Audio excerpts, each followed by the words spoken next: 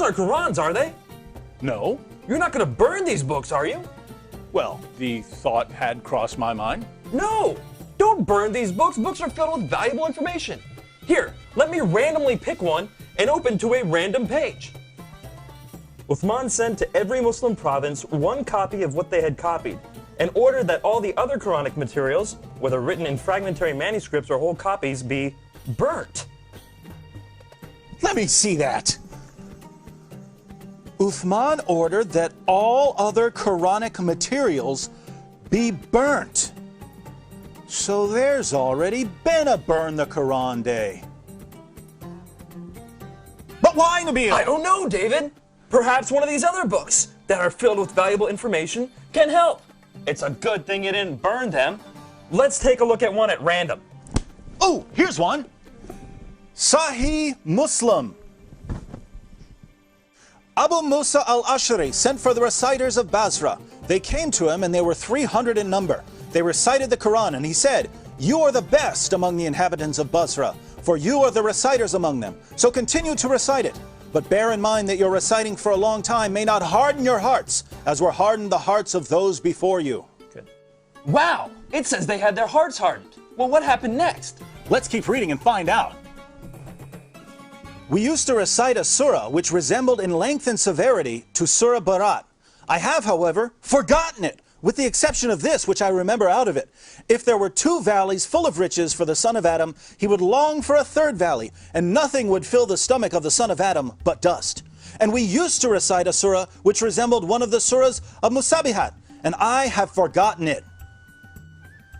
So this is saying that 2 chapters of the Quran are missing because Muslims forgot them. Let me see that. You're right. This is saying that 2 entire chapters are missing because Muslims forgot them. Hey Nabil, look at this. Ubay was the best of us in the recitation of the Quran, yet we leave some of what he recites. Ubay says, "I have taken it from the mouth of Allah's messenger and will not leave it for anything whatever."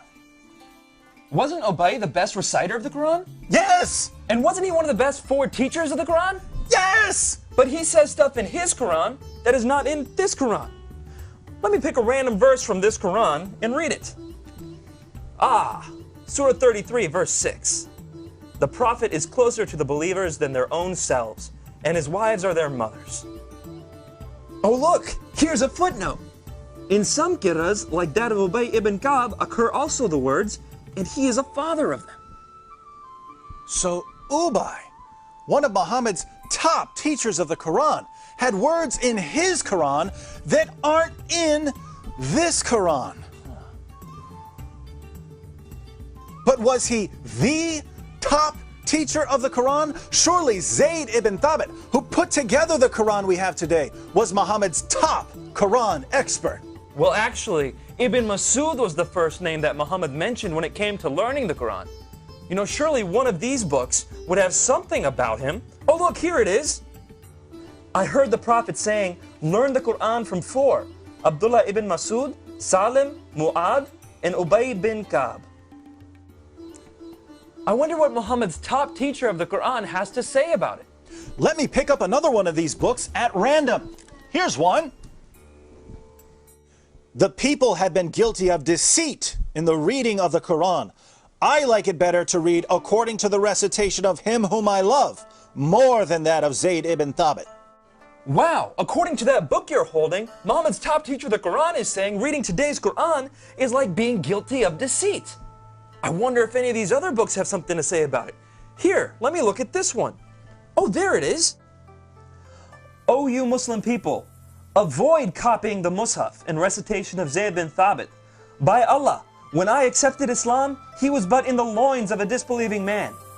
And it was regarding this that Abdullah bin Masud said, O people of Al-Iraq, keep the masahif that are with you and conceal them. So Muhammad's top teacher of the Quran says that today's version is deceptive and that we should avoid copying and reading it. But now I'm confused, Nabil. Muslims have always told me that the Quran has been perfectly preserved right down to the letter and that the evidence proves this. That's what I was always taught. I'm sure one of these books will tell us that the Quran was perfectly preserved. How about that one? Let's see. It was narrated that Aisha said, "The verse of stoning and of breastfeeding an adult 10 times was revealed, and the paper was with me under my pillow. When the messenger of Allah died, we were preoccupied with his death, and a tame sheep came in and ate it?" The verse of stoning and the verse of breastfeeding? David, are these verses in the Quran? No! Then why not? Because Aisha's sheep ate them! David, we should read all these books and get to the bottom of this.